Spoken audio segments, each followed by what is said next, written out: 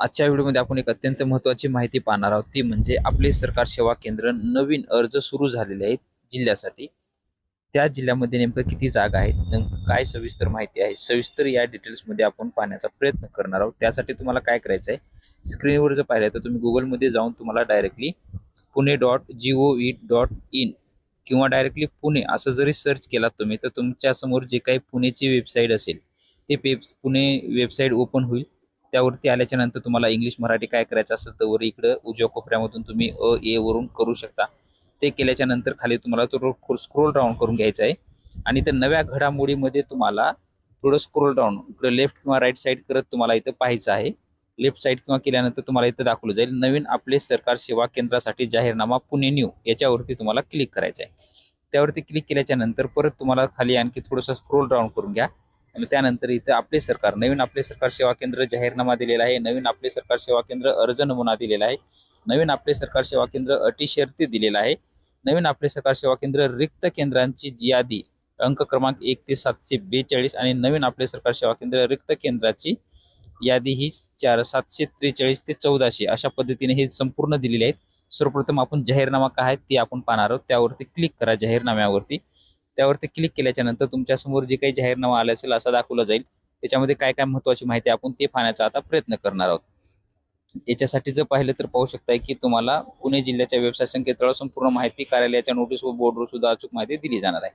इथे रिक्त जागांची यादी प्रसिद्ध करणे, अर्ज स्वीकारणे, पात्र अपात्र यादी प्रसिद्ध करणे किंवा अंतिम यादी प्रसिद्ध करण्याबाबतचं वेळापत्रक आहे. काय तर अर्ज मिळण्याचे ठिकाण व कालावधी कधी आहे, ठिकाण तुम्हाला अर्जाचा नमुना दिलेला आहे. या संकेतस्थळावर अर्ज तुम्हाला 13 ऑगस्ट 2026 ते 31 ऑगस्ट 2026 या कालावधीत उपलब्ध करून देण्यात येणार आहेत. अर्ज स्वीकारण्याचं ठिकाण कुठं आहे बघा, मावळ व मुळशी तालुक्यातील जे काही अर्ज करणारे असतील त्यांनी मावळ मुळशी उपविभागीय अधिकारी कार्यालयामध्ये अर्ज जमा करायचे आहेत. भोर व राजगड तालुक्यातील भोर राजगड उपविभागीय अधिकारी कार्यालयात जमा करायचे आहेत. बारामती व इंदापूर तालुक्यातील बारामती उपविभागीय अधिकारी कार्यालयामध्ये जमा करायचे आहेत.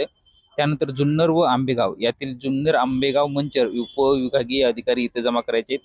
शिरूर व पुणेमधील पुणे शहर उपविभागीय अधिकारी कार्यालयात जमा करायचे आहेत. हवेली तालुक्यातील हवेली उपविभागीय अधिकारी येथे जमा करायचे आहेत. दौंड तालुक्यामधील जे काही दौंड उपविभागीय अधिकारी इथे करायचे आहेत. पुरंदर तालुक्यातील पुरंदर उपविभागीय अधिकारी कार्यालयात जमा करायचे आहेत आणि खेड तालुक्यातील खेड उपविभागीय अधिकारी कार्यालयात जमा करायचे आहेत. अर्ज स्वीकारण्याचा कालावधी कधी आहे, 13 ऑगस्ट 2026 ते 31 ऑगस्ट 2026 या कालावधीमध्ये 11 ते 4 या वेळेमध्ये कार्यालयीन सुट्टी वगळता.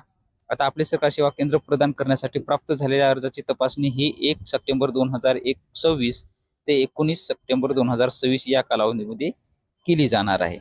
त्यानंतर मग आपले सरकार सेवा केंद्र प्रदान करण्यासाठी त्या भौगोलिक क्षेत्रात एकापेक्षा जर जास्त अर्ज आले तर त्यांची मुलाखत ही 15 सप्टेंबर 2026 ते 24 सप्टेंबर 2026 या कालावधीमध्ये घेतली जाणार आहे.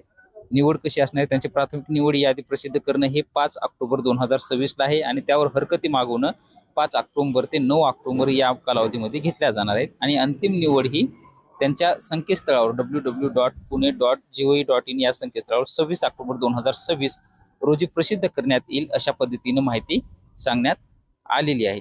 त्यानंतर आता अर्ज नमुना पाहणार आहोत. अर्ज नमुनावरती क्लिक करून तुम्हाला घ्यायचा आहे. अर्ज नमुना तुमच्या समोर ओपन होईल. नवीन आपले सरकार सेवा केंद्र मिळणे कामीचा अर्ज, उपविभागीय कार्यालय तुमचं कोणतं असेल ते टाकायचं आहे. ग्रामपंचायतचं नाव टाका.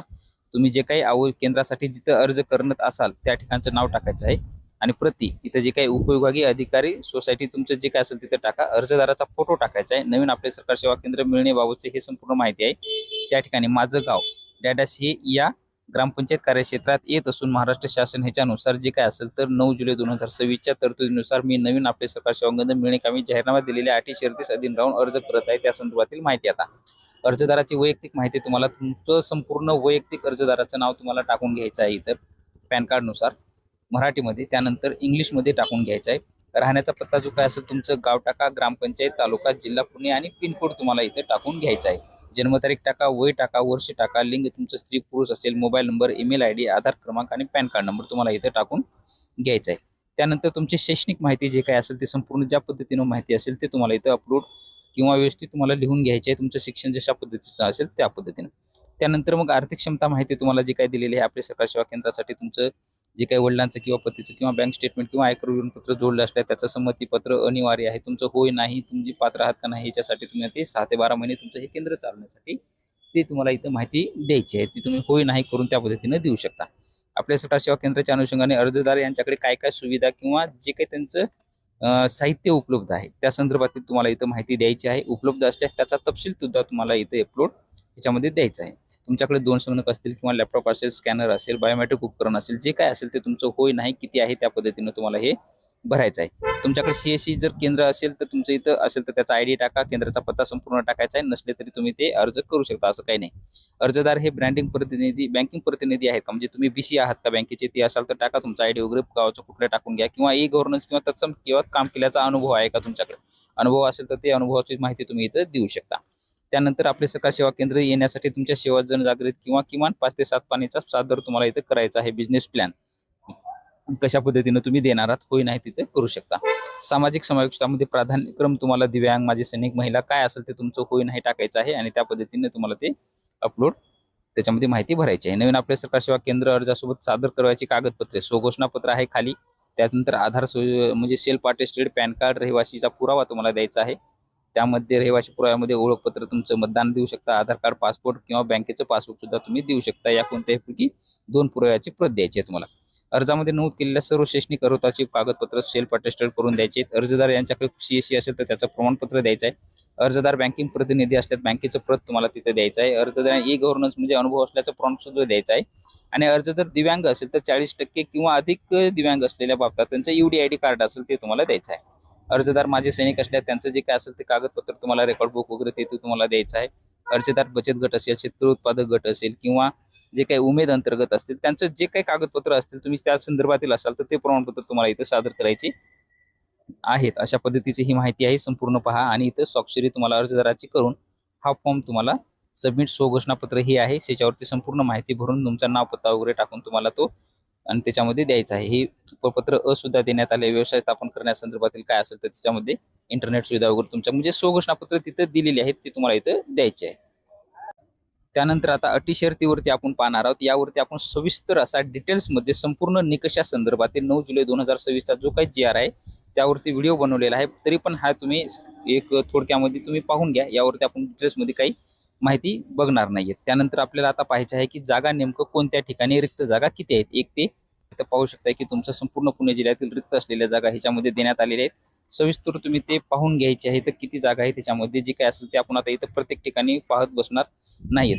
तुमचं ज्या ठिकाणी लोकेशन असेल त्या रिक्त केंद्राची संख्या एकदम शेवटच्या ह्याच्यामध्ये देण्यात आलेली आहे. तुम्ही इथं पाहू शकता. आपण जे काही पहिलं जे रिक्त जागाचं दिलेलं आहे त्यांनी त्यामध्ये 26 पेजेसचं जे काही आहे तर त्याच्यामध्ये एकूण रिक्त जागा जर पाहिलं त्याच्यामध्ये तर तेवढंच शेवटी आपण पाहणार आहोत. ह्याच्यामध्ये जे काही जागा देण्यात आलेल्या आहेत त्यांनी ते हे अशा पद्धतीने जागा आता किती आहेत ह्याच्यामध्ये आपण कॅल्क्युलेट करू शकत नाही, कारण की काही ठिकाणी जागा 0-0 आहे. त्याच्यामुळे ही जागा कॅल्क्युलेट करणं आपल्याकडे पॉसिबल नाही. हे तुम्ही व्यवस्थित पाहून घेऊ शकता किंवा डायरेक्टली तुम्ही याच्यावरती येऊन वेबसाईटवरती तुम्हाला किती जागा कुठं आहेत त्या पद्धतीने सुद्धा तुम्ही ते पाहून घ्यायचे आहेत. अशा पद्धतीने ही संपूर्ण जागा रिक्तची माहिती देण्यात आलेली आहे. तर अशा पद्धतीनं तुम्हाला हे जे काही अर्ज असतील ते ऑफलाईन पद्धतीनेच तुम्हाला फॉर्म भरून सबमिट करायचे आहे. त्याच्यामध्ये 13 ऑगस्ट 2026 ते 31 ऑगस्ट 2026 या कालावधीमध्ये आपापल्या जे काही उपविभागीय मंडळ असतील, कार्यालय आहे त्या ठिकाणी सादर करायचे आहे. तुमच्या जर काही अडचणी असतील तर नक्की आणखी कमेंट करा, त्यावरती आपण सोल्युशन सांगण्याचा प्रयत्न करणारच आहोत. भेटूया नवीन माहितीसह नवीन व्हिडिओमध्ये. धन्यवाद.